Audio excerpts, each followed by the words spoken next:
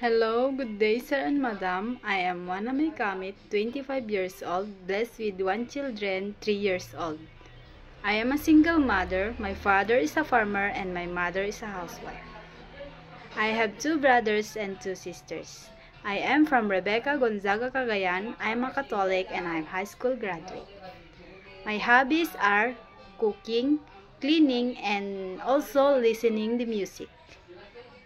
I work as a local helper here in the Philippines for 2 years and I have served 4 members in the family. 2 adults and 2 children ages 7 years old and 5 years old.